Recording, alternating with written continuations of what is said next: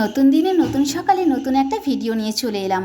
আমি সোনামণি, আমার নিধান সোনা লাভ স্টোরি চ্যানেলে তোমাদের সবাইকে জানাই অনেক ভালোবাসা, অনেক স্বাগত। কেমন আছো তোমরা সবাই? আশা করবো সবাই খুব ভালো আছো, আর আমরাও ভালো আছি। তো অনেক দিন থেকেই কিন্তু তোমাদেরকে বলেছিলাম যে আমি রোজ ভিডিও দেব, কিন্তু সেটা আর একদমই হয়ে ওঠেনি। সেই জন্য আমি একেবারে ক্ষমা চেয়ে নিচ্ছি মাথা নত করে। তো আমি তোমাদেরকে এটাও বলেছি এই দুদিন আগে যে 1 তারিখের পর থেকে কিন্তু আমি রোজ ভিডিও দেব, আর সেরকম কিন্তু কোনো কামাই করব না।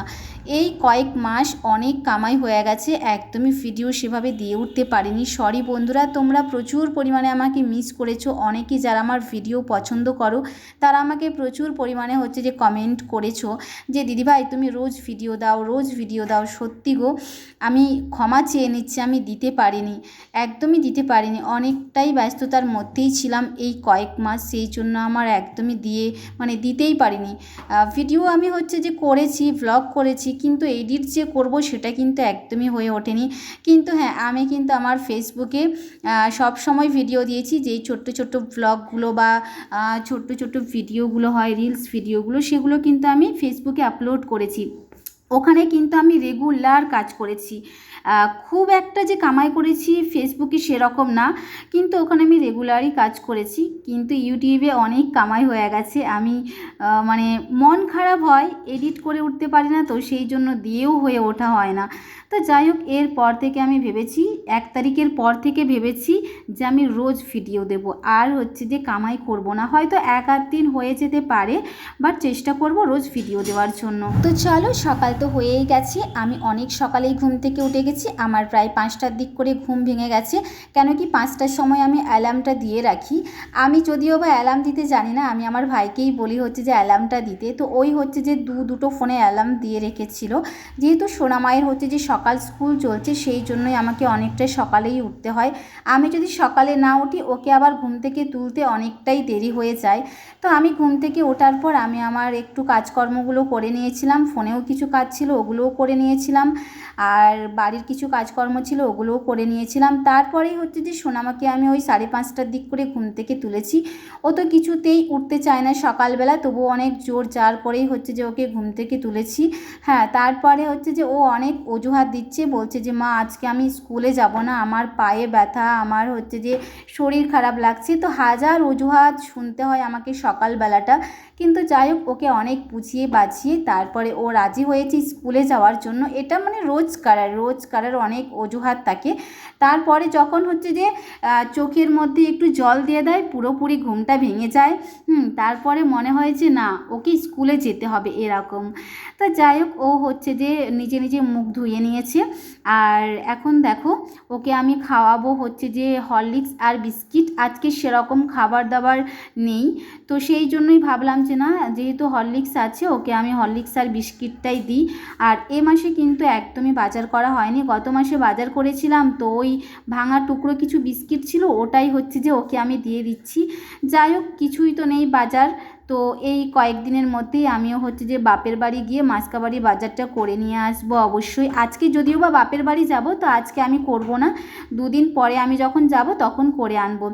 আর এদিকে দেখো, সোনামাকে যে আমি খাইয়ে দিলাম। জানি না আজকে কোন দিকে সূর্যটা উঠেছে, কেন কি সোনামা যে নিজে খেতে বেশি ভালোবাসে, আমার হাতে খাওয়া একদমই পছন্দ করে না। শুধু আমার হাতে নয়, কারো হাতেই খেতে একদমই পছন্দ করে না। ও ছোটোবেলা থেকেই নিজের হাতে খেতে খুব ভালোবাসে। তো আমি যে পুরো একেবারে রেডি হয়ে গেছি, সোনামাকে নিয়ে যাব স্কুলে। আর স্কুলে বেরোনোর টাইমে একেবারে সোনামায়ের পটি পেয়ে গেছে, বলছে মা আমার পটি পেয়েছে। তো ওকে যাই হোক বললাম যে ঠিক আছে, তুমি পটি করো, আমি যে দাঁড়িয়ে আছি। তো এই দেখো, সাইকেলটা বের করে নিয়েছি, আর ব্যাগগুলো এখানটায় যে রেখে দিয়েছি। 9:30টায় স্কুল ছুটি হবে যেহেতু, সেই জন্য ভেবেছি যে মায়েদের ওখানে চলে যাব। একেবারে যে সোনামাকে নিয়ে চলে আসবো, আবার যাব। তো এই রোদের মধ্যে আমার খুব কষ্ট হবে, তো সেই জন্যই ভাবলাম যে না, বাপের বাড়ি যাব, ওখান থেকে যে 9:30টার সময় বেরিয়ে আসবো। উফ, টাইম হয়ে এলো, আর এখন ওনার পটি পেয়েছে। সত্যি কথা বলতে সকালবেলার টাইমটা একটু পটি পায়। তো সকালে সেরকম তো কিছুই করেনি, পটি করেনি, সেই জন্য ও এখন যে বেরোনোর টাইমে পটি করতে ঢুকেছে। চলো বেটু, হয়েছে তো, চলো গেটটা খোলো।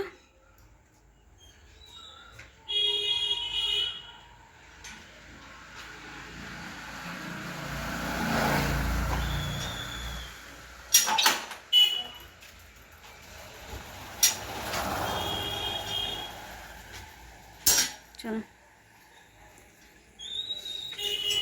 সোনামাকে স্কুলে দিয়ে এসে তারপরে আমি হচ্ছে যে গিয়েছিলাম একটু বাপের বাড়িতে। ওখানে আমি বেশ কিছুক্ষণ সময় কাটিয়েছিলাম। তারপরে আমার মা আমাকে বলল যে চল একটু দেশি মুরগি নিয়ে নিই।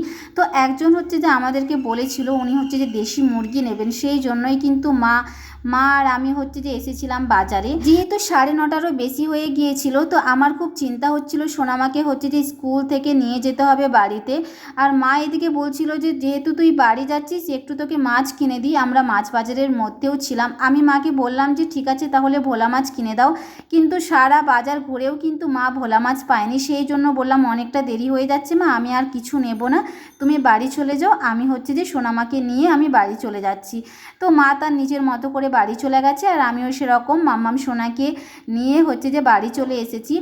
এসেই তো দেখো আমি হচ্ছে যে ব্যস্ত হয়ে গেছি মুরগিটাকে কি করে বাঁধবো। তো আমি মানে ভেবেই পাচ্ছিলাম না কি করে যে বাঁধবো। বোনকেও বললাম কিভাবে বাঁধতে হয় আমাকে হচ্ছে যে একটু বলো। ও বলছে তুমি যেরকম পারবে বেঁধে দাও, আমিও সেরকম জানি না কিভাবে বাঁধতে হয়। মুরগি বাঁধারও কিন্তু একটা সিস্টেম আছে, তো সেটা আমার জানা নেই। যাই হোক আমি আমার মতো করে বেঁধে দিচ্ছি, যদি পালিয়ে যায় তাহলে তো একেবারেই গেল, 450 টাকার মুরগি পুরো লস হয়ে যাবে। তো যাই হোক সাবধানে রাখার চেষ্টা করব। তো এই জায়গাতে হচ্ছে যে ওকে বেঁধে রেখে দেবো। আচ্ছা বন্ধুরা বলো তো তোমরা দেশি মুরগি খেতে কে কে ভালোবাসো গো? আমি কিন্তু দেশি মুরগি খেতে খুবই ভালোবাসি। দেশি মুরগির ঝোল কষা আমার খুব ভালো লাগে জানো তো। মাঝে মধ্যে হচ্ছে যে মাকে বলি যে মা দেশি মুরগি কিনে নিয়ে আসো না, আমরা হচ্ছে যে রান্না করব। আমি কিন্তু মুরগি পরিষ্কার করতেও খুব ভালোবাসি। গোটা মুরগি নিয়ে এলে না একেবারে ছাড়িয়ে পরিষ্কার করে রান্না করে কেটে কুটে রান্না করে সব রেডি করে দেবো। আমার খুব ভালো লাগে এই কাজটা করতে। তো যাই হোক দেখো আমি হচ্ছে মুরগিটাকে বেঁধে দিয়েছি আর এখানে তো রেখে দেবো, কিন্তু আমাদের একটা ভয়ও হচ্ছে জানো তো। আমার ভাই আর ভাইয়ের বউ বলছে যদি লেউল চলে আসে না তাহলে মুরগিটার 12টা একেবারে মানে বেজে যাবে। তো ভাইকে বললাম যে ঠিক আছে তাহলে নিচে কিছুক্ষণ রাখছি, তুই তাহলে ছাদের ওপরে রেখে দিয়ে আসবি। ছাদের ওপরে একটা বাথরুম আছে, তো ওই বাথরুমটা আমরা কেউ ইউজ করি না। তো ওকে বলেছি তুই বাথরুমের ভেতরেই হচ্ছে মুরগিটাকে রেখে দিবি, তা না হলে আমরা যদি ঘরের ভেতরে ঢুকে যাই আর লেউল যদি চলে আসে একেবারেই মেরে শেষ করে দেবে, তাহলে তো একেবারে আমার 400 টাকা যাবেই যাবে। তো যাই হোক ভাই বলেছে ঠিক আছে, আর হচ্ছে যে ও কি ওই মুরগিটাকে ওপরে রেখে আসবে। সত্যি কথা বলতে আমি তো এখানে লেউল দেখিনি, কিন্তু আমার ভাইরা হচ্ছে যে দেখেছি, তবুও আমি বিশ্বাস করতে চাইনি। ওদেরকে বলেছিলাম দূর এখানে হয়তো লেউল নেই, কিন্তু মুরগি টুরগি বাঁধার পর আমি যখন একটু বসেছিলাম দেখলাম যে আমার পাশ দিয়েই হচ্ছে যে একটা লেউল চলে গেল। আমার তো সত্যি পুরো মাথায় হাত হয়ে গেছিলো। ভাইকে বলছি হ্যাঁ রে ভাই তুই সত্যি কথাই বলেছিস লেউল আছে, তুই হচ্ছে যে সঙ্গে সঙ্গে নিয়ে যা, আমার খুব টেনশন হচ্ছে লেউল এসে যদি খেয়ে চলে যায় তাহলে গেল। তো যাই হোক এখানে দেখো সোনামার তো ড্রেস এখনও চেঞ্জ করাই হয়নি, বাজনা পার্টি আসছিল। তো এখানে দেখো যেহেতু বিয়ের সিজন চলছে সবাই হচ্ছে যে গ্রামের জল সইতে যাচ্ছে, তো সোনামা ওই বাজনা শুনেই অনেক নাচানাচি শুরু করে দিয়েছিল। আর সত্যি কথা বলতে সোনামা না এই রাস্তা দিয়ে যখনই কোনো গান যায় বা কোনো বাজনা পার্টি যায়, সোনামা ঘর থেকে বেরিয়ে নাচবেই, মানে যে অবস্থাতেই থাকুক না কেন সে বেরিয়ে এসে নাচা শুরু করে দেবে। তো যাই হোক চলো এখানে হচ্ছে যে সোনামা আবার একটা পুচকির সাথে খেলছে। এটা হচ্ছে যে আমাদের মানে বাড়ির পাশের একটা বাড়ির হচ্ছে ছোট্ট বাচ্চা মেয়ে। তো ঠাকুমা মাঝে মধ্যেই আমাদের এইখানে নিয়ে চলে আসে, আমাদেরকে খুবই ভালোবাসে। আর সত্যি কথা বলতে এই গ্রামের প্রত্যেকটা মানুষই কিন্তু খুবই ভালো। আমি যে থাকি আমার আশেপাশের মানুষজন ভীষণই ভালো।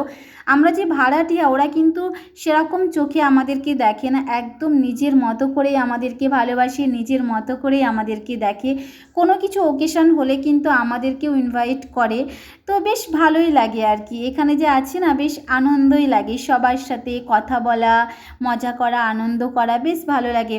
বিকেল টাইমটা আমি একটুখানি হয়তো বেরোই, সেরকম বেরোই না ঘর থেকে বলতে গেলে, একটুখানি বেরোই তো কারোর সাথে দেখা হলে কথা বলি, তা না হলে ওই জানলার পাশ দিয়ে কিন্তু কম বেশি সবার সাথেই কথা হয়। সোনামা যখন ওই ছোট্ট বোনটার সাথে খেলছিল আমার কিন্তু সেই ছোট্টবেলার কথা খুব মনে পড়ে যাচ্ছিল। আমার সোনামাও কিন্তু অনেক ছোট ছিল, কত কষ্ট করে ওকে মানুষ করেছি তাই না।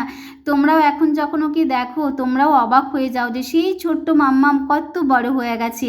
অনেক দিন তো ভ্লগ দেওয়া হয়নি, তো তার মাঝখানে দেখো সত্যি আমার মেয়েটা কত বড় হয়ে গেছে। তো আমিও মাঝে মাঝে ভাবি, অনেকক্ষণ তাকিয়ে থেকে ভাবি যে আমার মেয়েটা এত বড় হয়ে গেল দেখতে দেখতে। 6 বছর হতে চায় আমার মেয়েটা। সেই ছোট্টবেলায় 1 বছর 4 মাস বয়সে যখন ওর বাবাকে হারিয়েছিল, তারপর থেকেই কিন্তু একা হাতে ওকে আমি মানুষ করেছি। আর এখানে দেখো ওর ঢং দেখতে পাচ্ছ, একটু তোমাদের সাথে শেয়ার করলাম আর কি। ও নিজেই ফোনটা নিয়ে একেবারে ওর ঢংগুলো দেখো শুধু।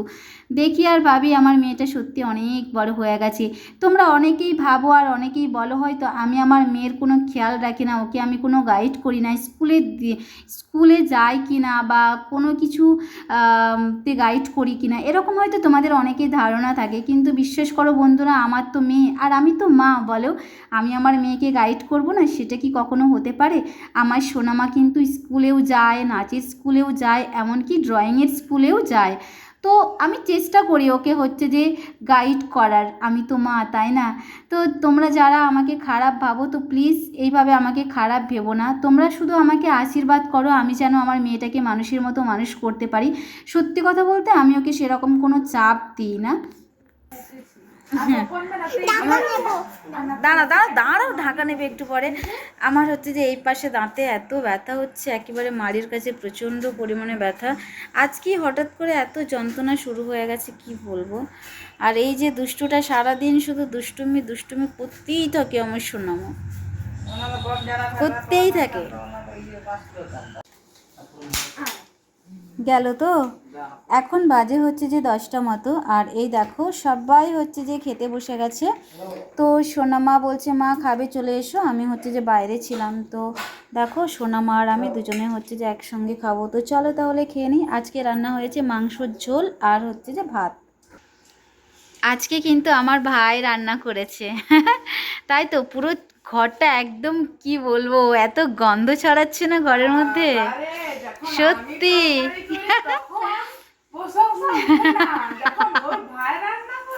না না, আমি প্রশংসা করি, মাম্মাম তো আরো বেশি বেশি প্রশংসা করে বোনের নামে, সত্যি।